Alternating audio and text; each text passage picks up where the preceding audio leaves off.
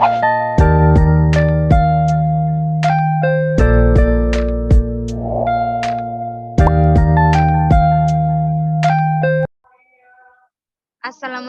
warahmatullahi wabarakatuh.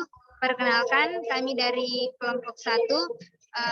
Di sini kami ingin mempresentasikan materi kami mengenai kerangka dan rangka konseptual akuntansi sektor publik.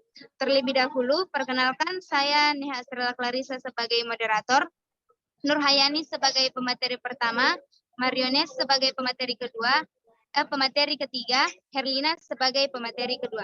Adapun materi-materi yang akan kami bawakan yaitu yang pertama, definisi kerangka konseptual akuntansi sektor publik, yang kedua, tujuan dan peranan kerangka konseptual akuntansi sektor publik, yang ketiga, lingkup kerangka konseptual akuntansi sektor publik, yang keempat, asumsi akuntansi sektor publik, yang kelima, pengakuan dan pengukuran akuntansi sektor publik, dan yang keenam yaitu standar akuntansi sektor publik.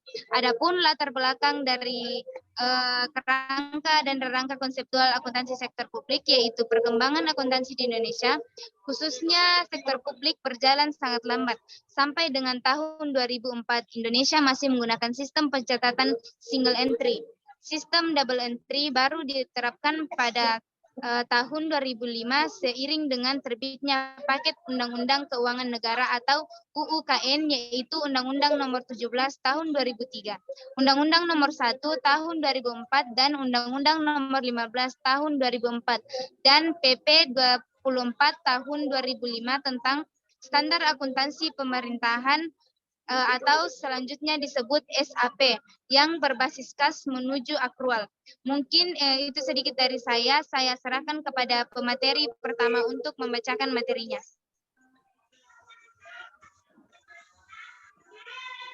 Definisi kerangka konseptual akuntansi sektor publik.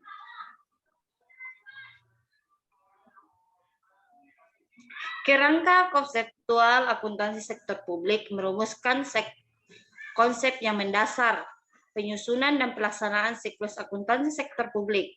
Konsep ini meliputi perencanaan, penganggaran, realisasi anggaran, pengadaan barang dan jasa, pelaporan audit, serta pertanggungjawaban organisasi sektor publik, seperti pemerintah pusat, pemerintah daerah, partai politik, yayasan, lembaga swadaya masyarakat, dan lembaga peribadatan.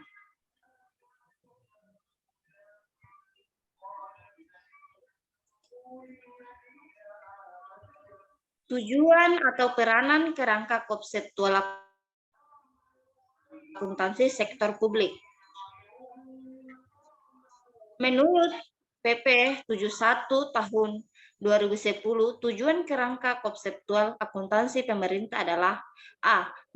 Penyusunan standar akuntansi pemerintah dalam melaksanakan tugasnya. B. Menyusun laporan keuangan dalam menanggulangi masalah akuntansi yang belum diatur dalam standar. C. Pemerintah dalam memberikan pendapat mengenai apakah laporan keuangan disusun secara sesuai dengan standar akuntansi pemerintah, dan para pengguna laporan keuangan dalam menafsirkan informasi yang disajikan pada laporan keuangan yang disusun sesuai dengan standar akuntansi pemerintah.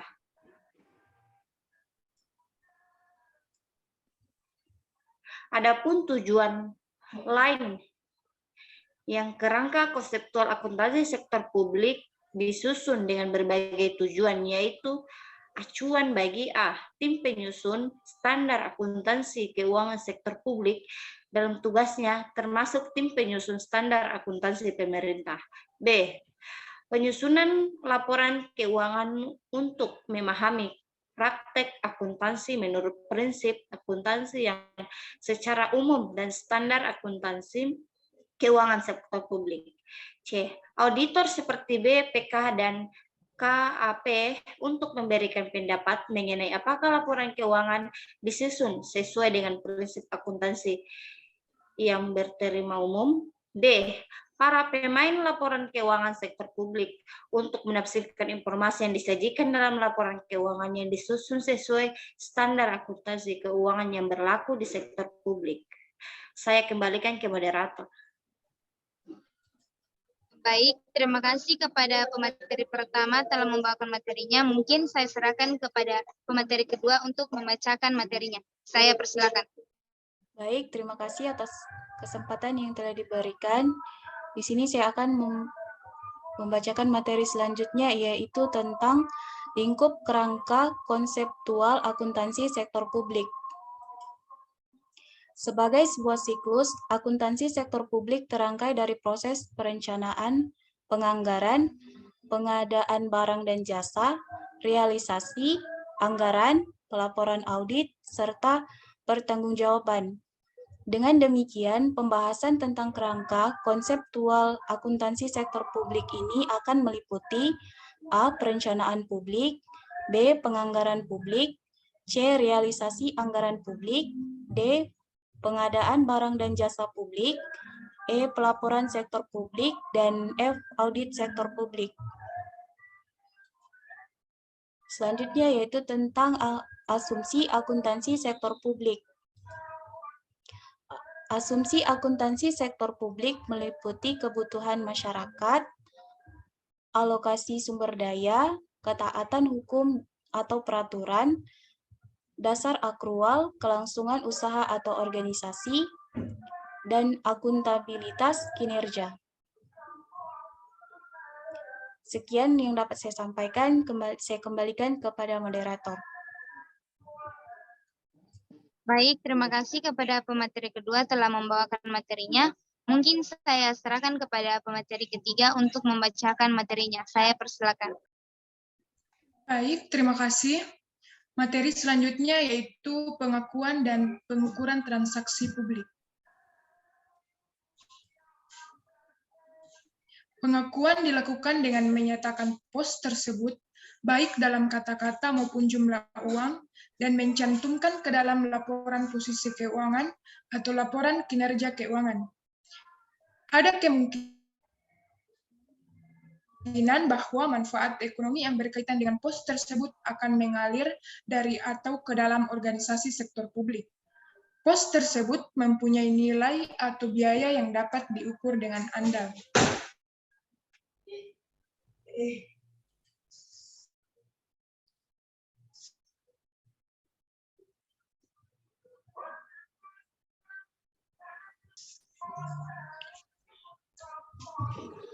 Perumusan standar akuntansi dilakukan oleh suatu komite independen bisa mempengaruhi banyak aspek.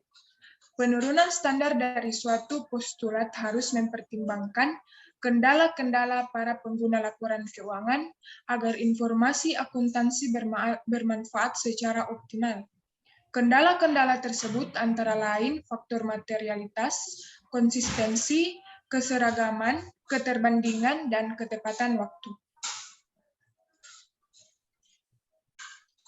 Adapun tujuan penyusunan standar akuntansi sektor, yang pertama, menyediakan organisasi sektor publik sebagai suatu pedoman akuntansi yang diharapkan dapat diterapkan bagi pencatatan transaksi keuangan organisasi sektor publik yang berlaku dewasa ini. Yang kedua, menyediakan organisasi sektor publik sebagai suatu pedoman akuntansi yang dilengkapi dengan klasifikasi rekening dan prosedur pencatatan standar yang telah disesuaikan dengan siklus kegiatan organisasi sektor publik yang mencakup penganggaran, perbendaharaan, dan pelaporannya.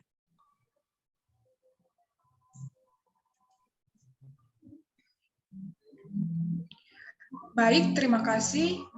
Demikian materi yang saya baca dan saya kembalikan ke moderator. Baik, terima kasih kepada pemateri ketiga telah membacakan materinya.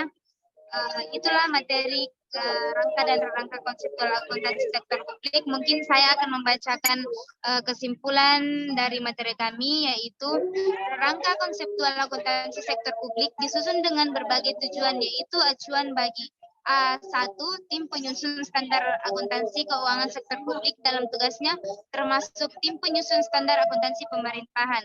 Yang kedua, penyusunan laporan keuangan untuk memahami praktek akuntansi menurut prinsip akuntansi yang secara umum dan standar akuntansi keuangan sektor publik.